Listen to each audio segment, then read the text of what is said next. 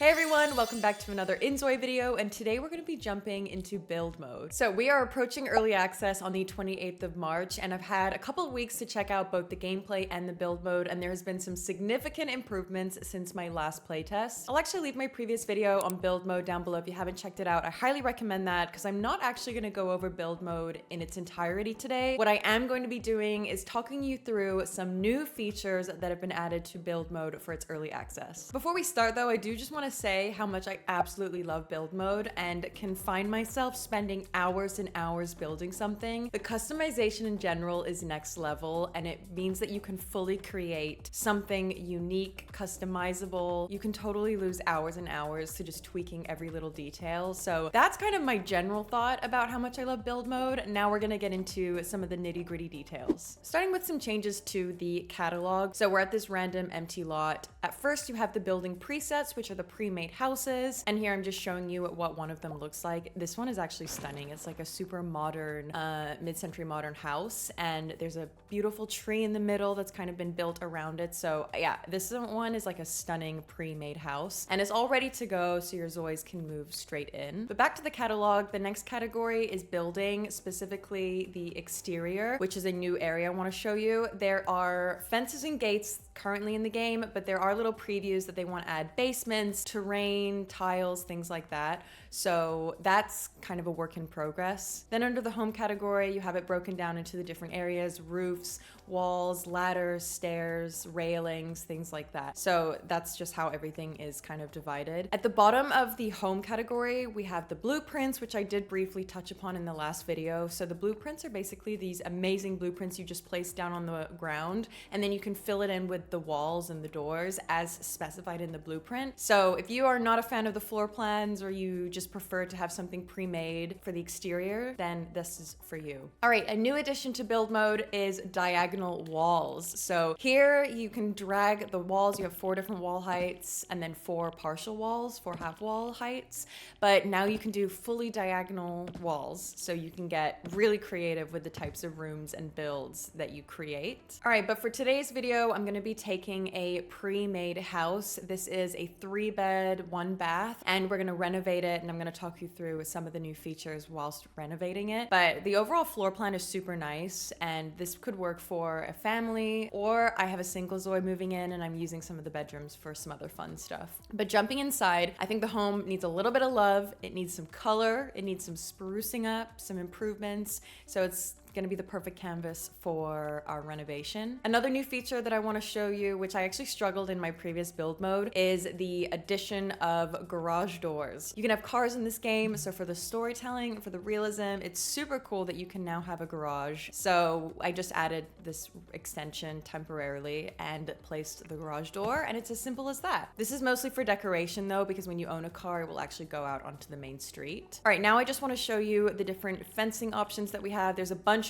of new ones. I'm just showing you a little bit of a variety of them. You have metal ones, wooden ones, different more modern or more natural earthy ones. So a few different options. And then we have lots of different gates that can kind of be mixed and matched with the different fences. We have single gates and double gates, so you can have different kinds of effects. And then like all INZOI items, basically you can then go in and change the color of the gate, the steel gate, the brick around it. You can fully customize it. All right, another new feature they've added to build mode is foundations. So homes can now be built on a foundation, and then of course you need stairs to be able to enter the building. So we have a few different stairs options, and this is just an example of it being dragged and dropped into the entrance of the house. And then again, full customization. You can customize the foundation, the style, the material, the bricks, the colors, and then do the same with the stairs. Okay, moving on to some landscaping. There's a couple of new different plants and bushes and flowers, but there's now also growing trees in the game. So you place these like any other object, and then they will grow over time. There's a couple different seedlings, orange trees, bamboo, really cool. Then you also have the ability to grow seeds. There's sweet potato seedling pods, blueberries, tomatoes. So you can have your Zoi take up gardening and actually tend to the pots. And finally, the last little new feature to the exterior of a building are ladders, which is so cool. So you can add ladders now to the exterior of a home. I have this ladder going going to the top of the rooftop, and you can fully drag furniture to the rooftop. So I just moved over some